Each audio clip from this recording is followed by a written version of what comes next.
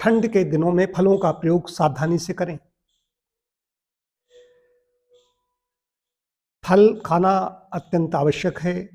सभी को फल खाने चाहिए। हर ऋतु में जो भी सीजनल फल आ रहे हैं उनको खाना चाहिए, लेकिन सेवन कैसे करना ये बहुत महत्वपूर्ण है।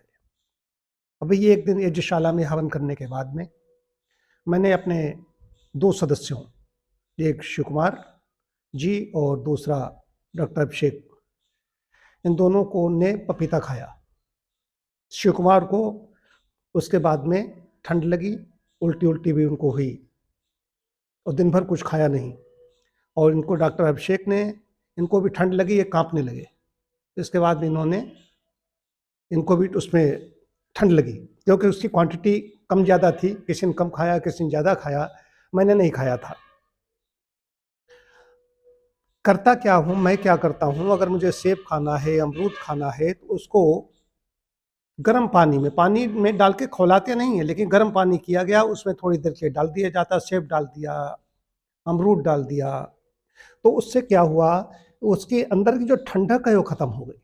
इनको पपीता खाने से क्यों उल्टी हुई शुक्रवार को? उसका कारण यह है कि पपीता अंदर ठंडा गया और ज़्यादा ठंडा था, और शरीर की जो जठर रस हैं उनकी अवस्था भी अभिषेक से ज़्यादा है। तो जठर रस से जठराग्नि है, कहीं कहीं मंदाग्नि थी। मंदाग्नि की वजह से पपीता अंदर गया।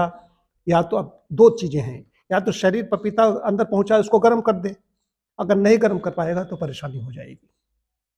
तो जिसके अंदर स्टेमिना है, जिसके तो गर्म कर ले जाएगा, लेकिन इनके अंदर स्टेमिना नहीं है, जठर रस कमज़ोर है या मंदाग्नि है, उनको ऐसी समस्या हो जाएगी। तो मंदाग्नि इनको भूख कम लगती है या अपच हो जाती है, खट्टी-खट्टी डकारें आती हैं। ऐसे लोगों को भी ऐसे ठंडे फल नहीं खा लेना है। वैसे तो सभी को ही मैं बताता हूँ, हमारे यहाँ जो भी आते हैं, सेब कहते हैं गर्म पानी में डाल दीजिए, अमरूद गर्म पानी में डाल दीजिए, पपीता है उसको भी गर्म पानी में डाल दीजिए। डाल करके आग पे चढ़ा के उबालना नहीं है, उसको उबालने के लिए नहीं कह रहा हूँ, ये जोर दे के मैं कह रहा हूँ कि कई बार फिर होता है कि आदमी प्रश्न करता है कि आप ऐसा गर्म पानी में डाल करके कुछ देर के लिए रख दीजिए, उसके अंदर की ठंडक खत्म हो जाएगी, उसके बाद में सेवन कर लीजिए। ये है तरीका। इससे नहीं तो परेशानी हो सकती है, ठंड भी लगेगी, कपकपी भी लगेगी, और कुछ अपच या कहीं वॉमिटिंग वगैरह भी, ऐसी भी समस्याएं हो सकती हैं। ये बहुत महत्वपूर्ण था बताना कि इस समय लोग फल लेते हैं और ऐसे ही खा लेते हैं, फिर बाद में ठंड लगनी शुरू हो जाती है, कपकपाहट शुरू हो जाती है।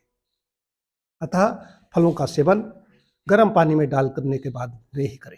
और सेब का तो छिलका ऐसे मोटा उसकी लेयर निकलती है, उसकी जैसे मोम की लेयर भी है उस पर लगी हुई आती है।